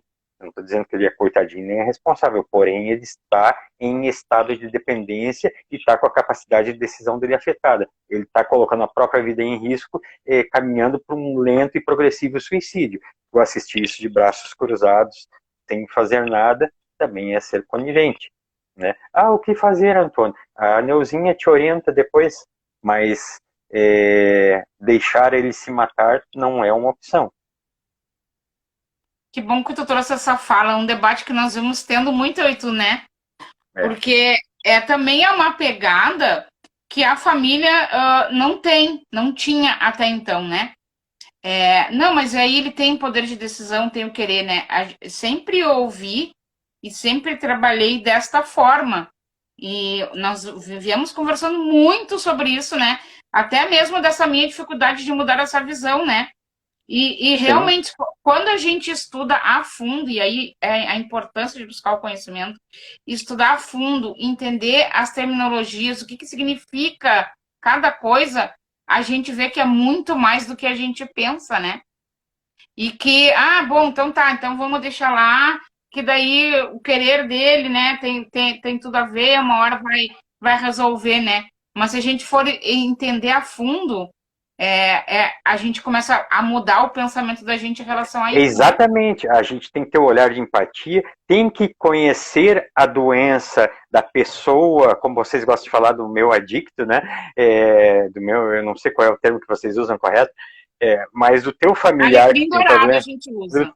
do teu alecrim dourado, vocês têm que conhecer também a doença dele para saber até onde vão os limites da ética na situação. Até onde ele está com a capacidade de decisão dele afetada ou não. Até onde ele está colocando a própria vida dele em risco ou não. Até onde a dependência, o estado de dependência se instaurou nele. E sabendo que um estado de dependência se instaurou de novo, como é que falou que ele está 40 dias bebendo, ele não tem a capacidade de decisão em pleno funcionamento. Está afetada a capacidade de julgamento dele. Porque ele está em estado de dependência. E se tu quer ajudar ele, tem que intervir de alguma forma. Tá? Tu vai para cima dele, botar o dedo na moleira dele quando ele estiver bêbado? Não, porque tu sabe que tu vai criar uma guerra dentro de casa e tu vai estar correndo risco. Até porque praticamente 70% dos feminicídios ocorridos no Brasil tem álcool e outras drogas envolvidas no meio. Tá? Então, haja com sabedoria, pega informação no teu grupo de mutua ajuda, que no caso é o Amor Exigente, chama a Neuzinha, ela vai te orientar a como ajudar teu familiar se mantendo segura. Né? Tem N ferramentas para isso. A Neuzinha está até buscando uma dessas para o familiar dela. Então, tem como a gente agir sem se colocar em risco e sem prejudicar também a nossa saúde mental. Depois, quando Exatamente. ele tiver bem, tiver a cabeça dele voltou para o lugar, aí sim tu vai analisar, opa, é a pessoa para estar comigo? Não é a pessoa para estar comigo? Ponto. Aí é outra história. E aí, se Leozinho. ele quiser voltar no uso, daí ele tá fazendo uma coisa meio que consciente, né? Não tá Exatamente. ali, né? Porque assim, ó, tem uma questão que é muito implícita nisso. Qual é a consequência que eu tenho em alimentar o meu vício? Eu conheço N pessoas que trocam tempo limpo por internação. Aquele prazer de 2, 3 dias de recaída por 1, 2, 3, 6, 9 meses de internação. Aí se tu for parar para contar, já passaram 4, 5, 6 anos, eu digo perdidos, porque são literalmente perdidos numa clínica. O que está cometendo o mesmo erro de novo é insanidade. E se é insanidade, ele está perdendo tempo. Então, aí é uma questão do profissional que atende ele interpretar do que você está querendo se esconder na vida, passando tanto tempo internado, trocando aquele dia ou aqueles poucos dias de uso por internação. Se não vem fazendo efeito, é algo a ser trabalhado. Aí também tem, uma responsabilidade de quem o tratou antes. Porém, a gente observa também que inúmeros casos desse tipo, que existem vários, eles buscam sempre o mesmo local que eles buscaram antes. Por quê? Se atentem a isso também. Porque a zona de conforto dele é naquele local. Né? Então, é algo que um profissional tem que estar atento e ter esse olhar também. Pode E a falar, família Neuzinho. também, né? O Douglas botou Exato. assim para nós, ó.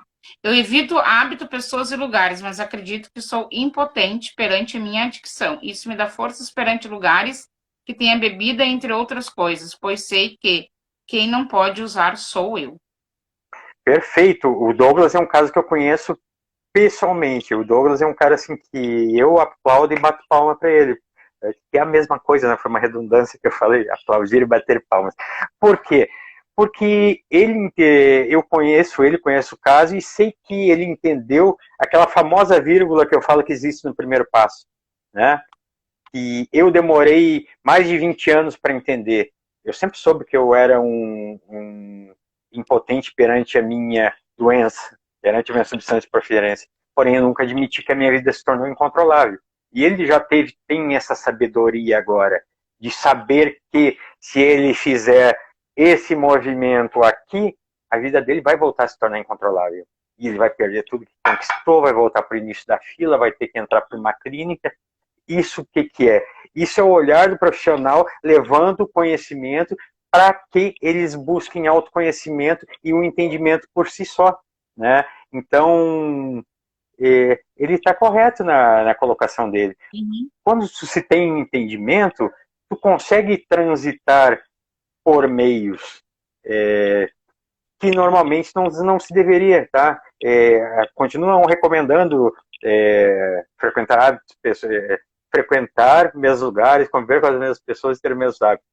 Isso aí é expressamente proibido, né? Porque meu cérebro vai se condicionando. Uma hora eu vou achar que eu estou podendo. Mas não significa que no final do ano agora eu vou fazer o mundo se modificar por minha causa, porque eu não bebo ou porque eu não uso drogas, né? Não vai se modificar. Quem tem que se modificar sou eu. E é isso que ele vem fazendo e fazendo com maestria ali. A tua mãe botou que o despertar espiritual está ligado diretamente ao conhecereis a verdade te libertará. Sabemos muito disso, né, Maria? Muita sensibilidade, parabéns. Que é sóbrio e que é estar limpo. É assim, ó, é bem simples. Dentro das terminologias que a gente usa em recuperação, principalmente os jargões, são as frases prontas que tem dentro das irmandades de AA, de NA, se fala em estar limpo. Só por hoje eu estou limpo, ou só por hoje eu estou sóbrio. Estar limpo significa só uma coisa, que eu não usei nenhuma droga, que eu não bebi, que eu não tomei nenhum remédio, tá? Isso é estar limpo. Aí fica a questão, eu posso estar limpo e não estar sóbrio? Por quê? Estar limpo é só não usar nada, porém eu não modifico meu comportamento, eu não busco me melhorar, eu não sigo um programa de recuperação, eu não trato a minha saúde mental. E uma hora meu copo vai encher de novo, vai transbordar e eu volto a recair. Recuperação é a busca por equilíbrio, é a busca por sobriedade, eterna busca por sobriedade. Tá? Sobriedade no dicionário tem o principal significado dela, que tem mais uma ou duas ali, é equilíbrio. Eu busco equilíbrio. É isso. A Aninha estava perguntando o que é plano de prevenção à recaída, que tu já explicou, né? Sim. Ai, deixa eu ver. O que mais que tem aqui? As clínicas falham na parte de prevenção de recaída. Eu concordo. Bastante, por sinal. Gente, tem uma questão aí sobre clínicas que a gente tem que levar em consideração, né? Se vocês observarem, tem N, mas aí principalmente em CTs isso. As pessoas vão lá, entram sem conhecimento nenhum, né? Fazem o tratamento delas, muitas vezes aprendem a ferro e fogo com algumas pessoas, o jeito que deu certo para aquela determinada pessoa ficar limpa, aí deixam de levar princípios acima de personalidades. O que é isso? Eles vão colocar toda a esperança, toda a fé e toda a crença deles na pessoa que se tratou, não no conhecimento em si. Tendo em vista isso, vamos falar bem o pé da letra, ele vai virar o puxa-saco lá dentro da clínica. É isso que acontece. Aí a pessoa vai dar uma oportunidade para ele ser um monitor. E ele aprendeu a ferro e fogo, ouvindo abaixo de grito, que tem que ter norma, tem que ter regra, que se a tua cama não está bem feita, a tua recuperação vai ser uma merda, que fora tu vai recair, que se o fulano errou lá, ou desrespeitou um coleguinha, vai ter que abrir uma vala de 2x2 para no final do dia tu chegar lá e dar um cuspe dentro e mandar ele fechar, coisas totalmente desumanas. Ele vai achar aquilo normal, tá? Achando aquilo normal, ele vai ser o pupilo dessa pessoa que ele tem como referência que se recuperou. e ele vai ser promovido a monitor, né? E vai ganhar uma chavezinha onde ele tem acesso a abrir o armário, pode ir na cozinha, fica até um pouco mais tarde, mas esquece que está fechado no mesmo local. Aí isso aí a gente chama de poder da chave lá dentro. Ele acaba alimentando o ego dele como se fosse melhor do que os outros, né? E dentro desse processo, ele, na primeira decepção que ele tiver com essa pessoa, porque ele está sendo usado num local como mão de obra barata, tá? E sem qualificação Muito barata, nenhuma, né? o que, que vai acontecer com essa pessoa? Ai, meu filho estava tão bem, ele estava trabalhando lá no local. O que aconteceu que ele recaiu? Aconteceu porque ele não aprendeu nada no local, uma pessoa que não tem competência nem qualificação nenhuma, que não passou conhecimento para ele, não incentivou a busca do autoconhecimento, e ao invés de manter ele com a bundinha sentado, escutando as reuniões, estudando, ele tirou ele porque estava se destacando dessas tarefas, enquanto todo o resto estava sentado em reuniões, escutando a mensagem que precisa ser escutada, ele estava lá fazendo uma segurança de um muro, estava ajudando numa cozinha, ou estava cuidando de um portão, ele não estava se tratando. Então, quando teu filho chegar e falar para ti, mãe, me colocaram a trabalhar na clínica depois de 3 meses, ele todo orgulhoso, tu chega e tu conversa com o pessoal da clínica, porque eles não estão deixando teu filho se tratar, tá? Ele não está participando das reuniões, das atividades terapêuticas propostas para uma pessoa se recuperar, e estão usando ele como uma mão de obra barata e manipulável para atender as demandas de um local que deveria pagar por esse serviço para uma pessoa especializada. Tá? Então, isso é um crime e isso aí não é um tratamento humano. Onde as pessoas acham que tem humanidade e está tendo oportunidade, eu estou vendo destruição e uma recaída logo adiante. Até Isso é porque, importante, né? e até porque é o seguinte, quando fala, mas meu filho está numa clínica social, é difícil conseguir vaga. Minha filha, não existe clínica social. As vagas mais caras são custeadas pelo governo federal. Se a tua clínica, a clínica que ele está tem convênio com o Senapred, o governo está pagando no mínimo R$ 2.200 ali para aquela clínica estar colhendo ele. Então não é nenhum favor o que eles estão fazendo ali por eles. É um crime, eles não estão colocando profissional capacitado para suprir essas vagas necessárias. Eles estão querendo economizar dinheiro para algum motivo escuso, porque se não está sendo aplicado ali, está indo para o bolso de alguém. Isso é importante porque eu já ouvi de famílias ficarem contentes que o familiar entrou para a equipe. Ele pode entrar para a equipe, sim, mas depois do tratamento, né? Depois do Não tratamento, no sim. processo de tratamento, né? Porque daí não, né? E eu acho que teve uma pessoa que não entendeu a nossa fala, que foi o Wanderson. Acredito que passar para a família essa culpa de um possível suicídio de algo errado e macabro. Não foi isso que a gente quis falar, né, amigo? Desculpa, eu não entendi. Ele botou que ele acredita que passar para a família essa culpa de um possível suicídio é algo errado e macabro. Acredito que ele está falando da fala sobre... que a gente estava falando sobre eles não responderem por si, né? O que é o uso de droga? Vamos pegar um exemplo da cocaína, tá? Vamos falar português bem claro, tá? Teu familiar recaiu, tu sabe que aquilo ali é um veneno que está matando ele aos poucos, que ele está colocando a própria vida em risco, que ele pode ter uma overdose, ou que ele pode, indo na biqueira, estar no local errado, na hora errada, tomar um tiro, entrar numa briga, ser roubado, morrer, ser atropelado, ou com álcool cair de bicicleta, bater a cabeça, entrar numa briga num bar por uma discussão infundada e morrer. Tu acha que isso não é suicídio? A gente não pode passar pano para a realidade.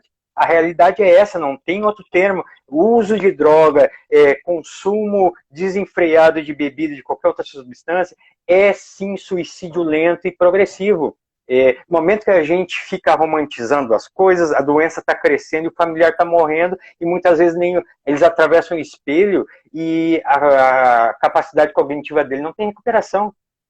Sim, estão morrendo de forma lenta, progressiva, por um suicídio inconsciente. Tá? As pessoas têm que ter esta visão, porque não é diferente disso. Não tem outra palavra para isso. É suicídio, sim. Eu saber que algo me faz mal, que me causa câncer, que me causa meu fígado vai para o espaço, que perco meu emprego, meu coração incha, eu continuo a usar aquilo, mesmo estando com gota no meu pé, caminhando, indo de muleta para o boteco na esquina. Tu acha que eu estou nas plenas capacidades mentais e isso aí não está me matando? Gente, se eu tenho conhecimento e eu estou buscando esse veneno que me mata, isso é suicídio sim. E se o familiar tem o poder de intervir, acionar uma internação compulsória, tá, para salvar a vida dele, que faça, porque senão vai estar sendo conivente sim. Aí é uma questão agora, a gente entra na parte da ignorância ser uma bênção. Até o presente momento, muitas das pessoas que estavam aqui não tinham esse conhecimento. Então, estavam salvos pela ignorância. Mas agora não. Agora vocês conhecem e têm a responsabilidade sobre o seu familiar que está se matando em casa assim. É isso. Tem coisas que a gente tem que falar o português, claro. Obrigado, amigo. Amigo, a Aninha botou assim, ó. Você falou que em alguns momentos entrou nas clínicas totalmente fora de consciência.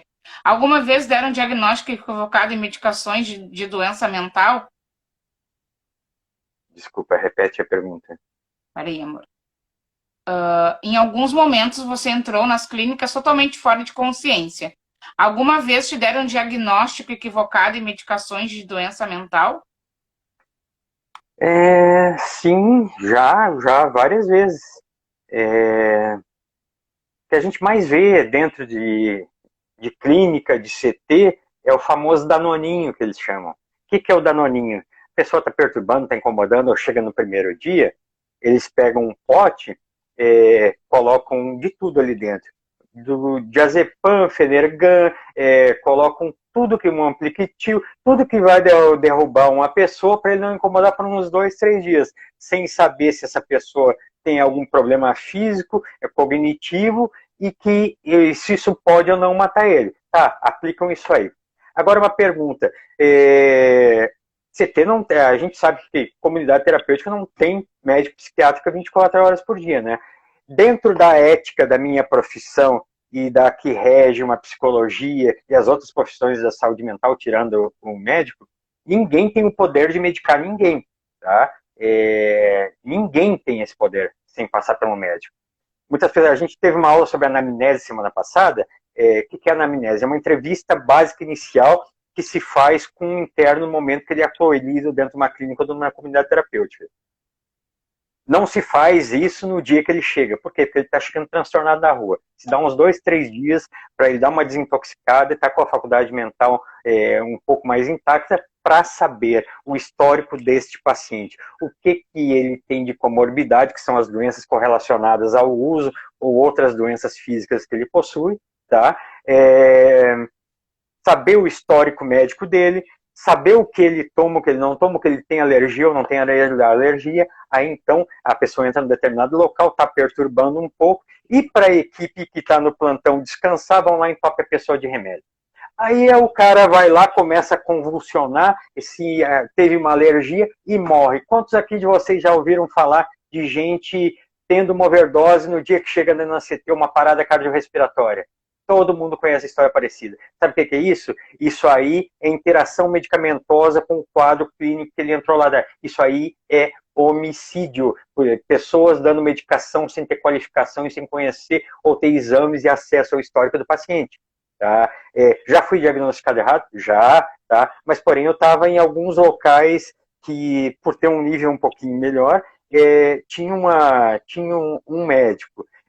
Num outro me deram uma medicação que no dia que eu contei para vocês no início aqui dessa live, que eu fui parar no hospital em função do meu coração, porque eu entrei, como todo bom adicto, perturbando lá dentro, estava com o coração ruim, a pessoa que ia dormir achou que eu não tinha problema e me medicou, tá? Dentro de um local que é considerado referência, tá? Que o Douglas conhece ali, e eu fui parar no hospital quase morrendo, e ele vendo ele ligando desesperado para a dona da clínica falando, é Covid, foi bem no iniciozinho da pandemia, é Covid, ele está morrendo, ele vai contaminar os outros aqui, leva para o hospital. Aí me botam dentro do carro e andam comigo 2 horas de carro até chegar em Curitiba. Isso para mim só tem um nome, é tentativa de homicídio. é gente querendo dirimir a responsabilidade que tem perante o interno. Gente que não tem amor, não tem empatia no coração e principalmente não sabe o que está fazendo dentro de uma clínica ou dentro de uma comunidade terapêutica. Eu sempre falo para as famílias que elas precisam conhecer o local, né?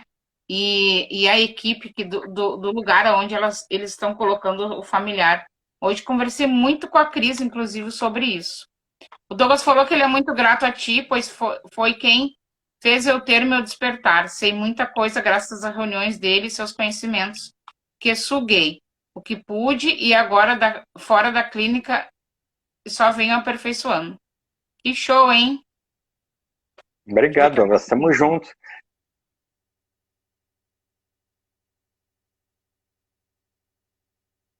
Ó, falaram que é duro ouvir, é real, mas é real.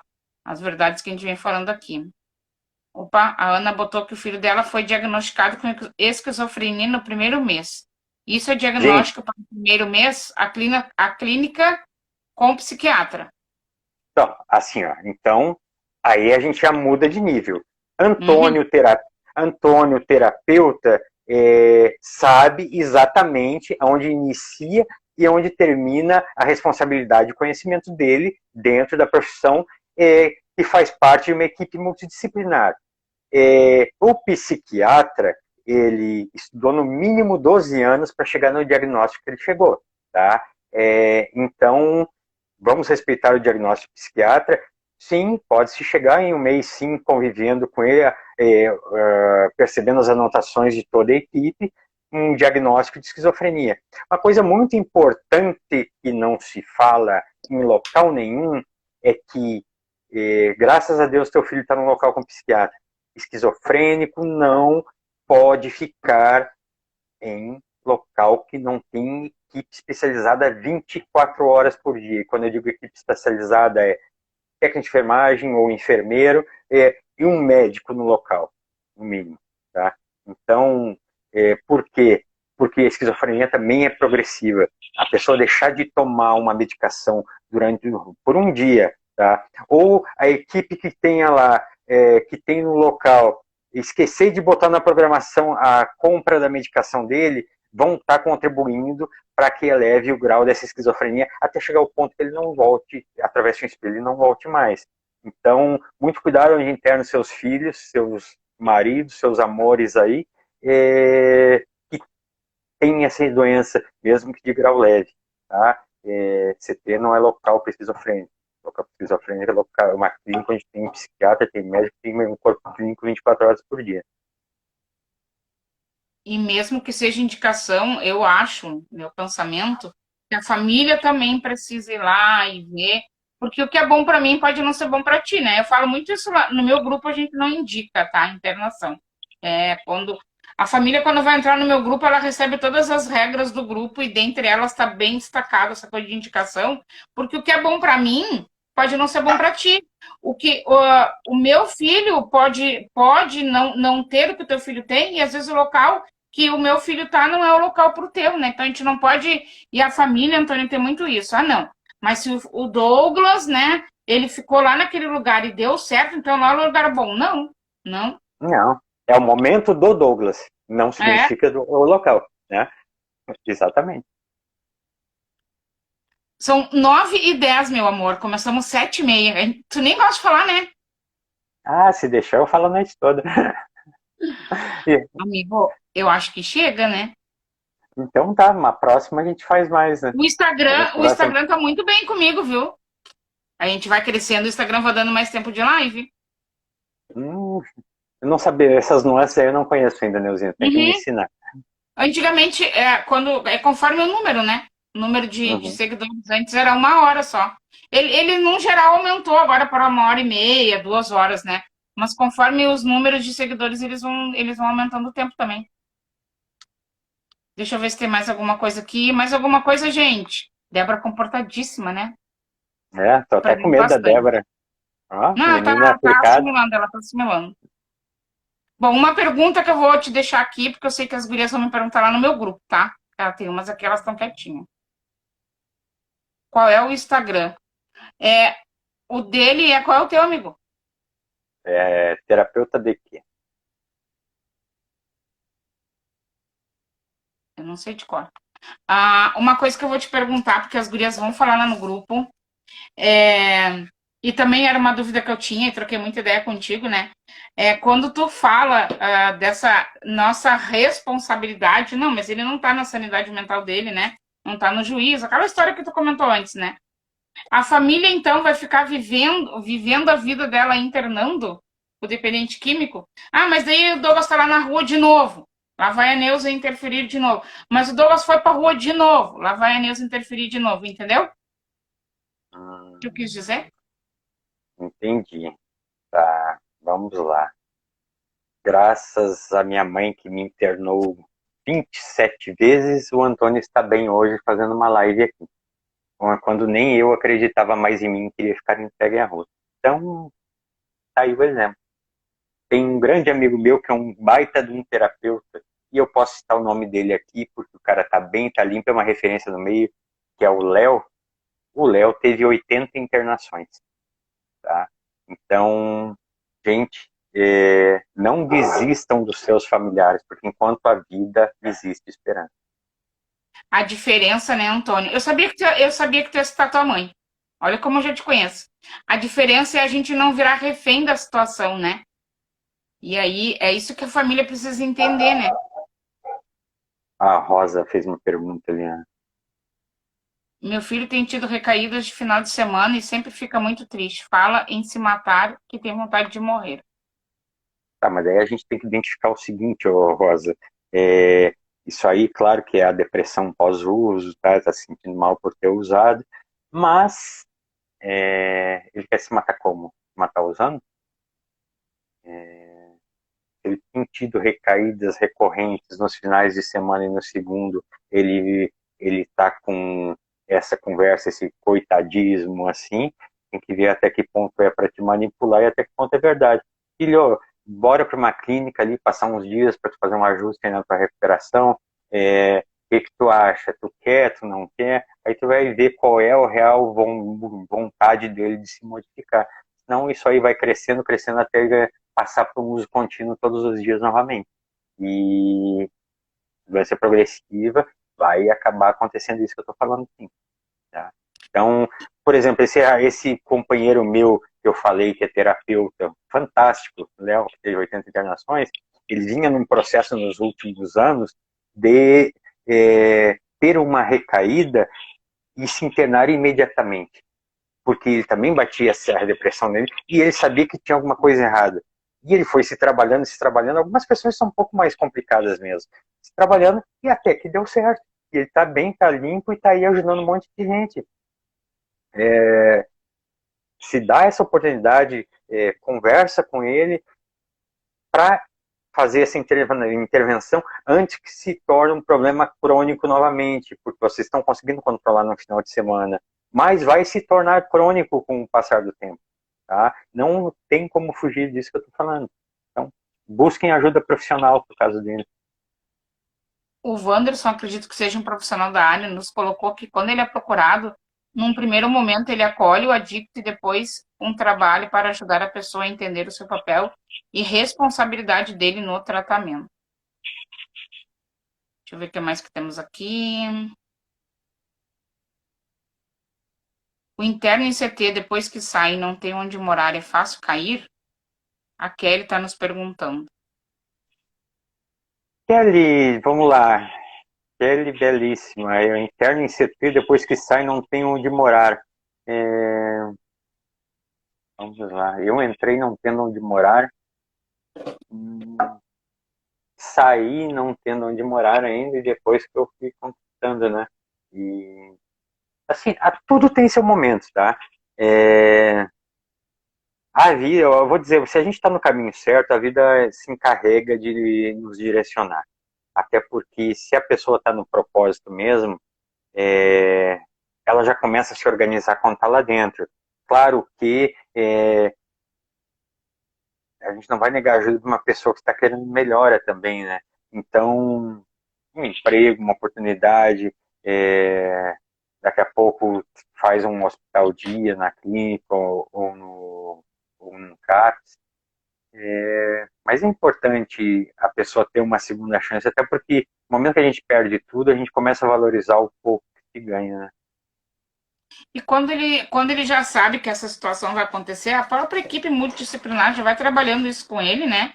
E muitas das Sim, vezes já auxiliando para que ele tenha o que fazer e para onde ir, como se organizar aqui fora sozinho, né? sim. A Rosângela disse que o filho dela fala que está ficando velho e vê os outros casando, tendo filhos e ele sozinho. Desculpe, o teu filho está passando pelo que, Rosângela? A Rosângela é aquela que o menino está tendo recaídas no final de semana. Ah, tá. Então, que bom que ele não casou e que não teve filhos ainda, Rosângela. Levanta as mãos para o céu, diz para ele agradecer esse momento, senão seriam mais pessoas sofrendo em função da doença dele. No momento certo, a vida vai se encarregar de aproximar a pessoa correta da vida dele. Mas ele está no. Pode ter certeza que ele está bem melhor desta forma agora. E se ele quer casar, se ele quer ter filhos, ele precisa se tratar para isso, né? Porque não vai Exatamente. acontecer um milagre da noite pro dia, né? Uhum. O tratamento é fundamental, né? Aí, outra coisa para mães, esposas, namoradas, não esqueçam, né? Vocês, relacionamento não é clínica, não é CT, né? A mulher, principalmente, tem o dom de, quando entra num relacionamento, assim, eu vou mudar essa pessoa, né? Não, é porque a fulana não conseguiu, é porque ela é frouxa pela praga. Eu consigo e bate no peito. E vai lá, ó. Vocês não são clínica e não são CT. Não esqueçam disso. Busquem ajuda profissional sempre. A Clau entrando, minha amiga, foi minha primeira enfermeira aqui.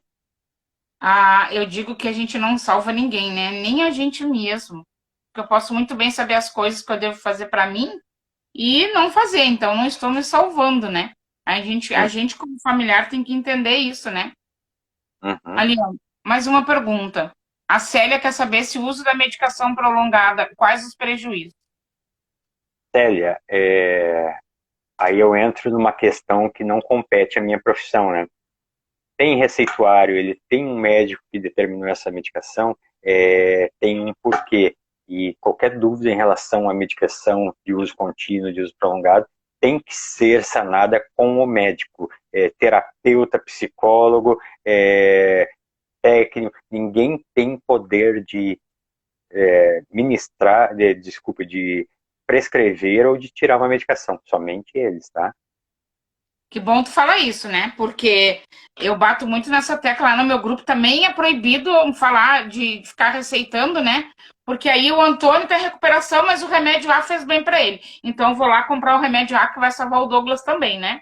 Porque existe, Antônio, entre as famílias, essa troca de medicação. Tu acredita nisso? Não, tá, ele tá tomando isso. Aí ele chegou lá e o médico trocou a medicação dele. Mas, cara, é o médico, né?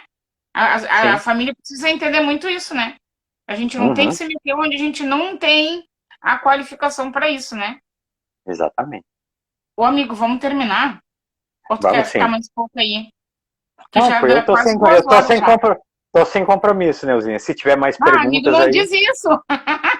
A Débora só fazendo propaganda hoje. A Débora é nossa mascate de plantão ali. Ela Aham. tá que nem o pessoal lá no Catar vendendo pipoca no intervalo do jogo, né? Ó, ela tá falando da Black do meu livro e do meu curso agora de dezembro, que é maravilhoso, por sinal. Alguém tá dando parabéns aqui, deixa eu ver. Deixa eu achar, peraí. Peraí, que tem muita coisa. É tudo Débora vendendo aqui embaixo agora. Parabéns pela live, muito inspiradora. Mais 24 horas para nós. Vou saindo aqui. Obrigado, Wanderson, pela participação. Seu grupo é aberto, Neuza. Meu grupo é para familiares mulheres de dependente químico. Esposas, mães, irmãs. Temos filhas, mas é um grupo de mulheres. Pensa num grupo que tem movimento. Jesus. Aquele povo fala. Às vezes eu A puxo gente a vai orelha mudar. bem. Neuzinha, eu deixei já minha pauta lá no nosso grupo, mas vou botar no ar aqui, ó. Nós vamos mudar o nome do grupo de vocês, a Menina Super Codependente. Ai, não, mas às vezes eu puxo as orelhas dela, tem umas lá, que é dela, daí elas ficam braba, né? Porque às vezes, né, o bicho pega. Daí elas ficam braba, elas saem, falam que eu não tenho empatia, que eu não tenho um monte de coisa, né? O bicho pega lá. Mas é um grupo de bastante conteúdo, nossa. Porque, claro que existem as partilhas são necessárias, esse é o objetivo do grupo, mas a gente põe muito conteúdo mesmo, para as meninas buscarem conhecimento, né? Parabéns para você que está em recuperação e muita saúde para tua mãe viver essa felicidade. Rosângela falou. A live está muito esclarecedora. Gratidão. Antônio, depois eu converso contigo. Só mais uma pergunta. Ele parou de tomar algum remédio por conta lá dentro e disse que estava fazendo mal e parou. Gostei da pergunta. O residente, o Hum, acolhido, parou com a medicação sugerida para ele dentro do tratamento. E aí? ele está internado? Aham. Ele parou por Tá. conta a medicação dele lá dentro do coisa. Ah, mas eu queria saber como é que funciona esse local que ele está internado, onde o paciente tem o poder de decidir o que vai tomar ou não. Por isso que Que eu precisa falei que era uma boa estudar anos e pergunta. anos e anos para se prescrever algo, né? Tem algo errado aí. Talvez o profissional que aplique ali também tenha observado a necessidade de cortar e foi cortado, por isso que ele parou de tomar, né? Agora, eu acho muito difícil uma pessoa que está sob o cuidado e responsabilidade de um local parar por conta própria alguma coisa. Até é bem estranho isso. Amor, eu não quero te assustar, mas a Laura Gama, que é a nossa. A Paty e a Laura são as pessoas serenas, tá? Da minha trupe. Ela tá dizendo pra ti, nos aguarde no Congresso. Cara, se a Laura tá falando isso, amor, só reza. Só tenho isso pra te dizer. Começa a rezar agora, entendeu? Eu já falei que nós vamos contratar segurança armada para o nosso congresso. Pra quem não tá entendendo, é, a gente faz parte da FENATED, a federação, né? E vamos ter um congresso para nós profissionais, né? E aí a minha turma tá lá, né? Eu levo todo mundo para se capacitar, porque o conhecimento é libertador.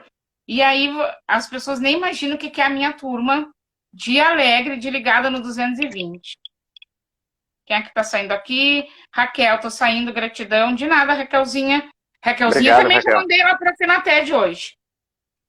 Aí, vamos botar A essa mulherada a Lourdes. estudar. Ai, Lourdes, eu tenho que conversar contigo.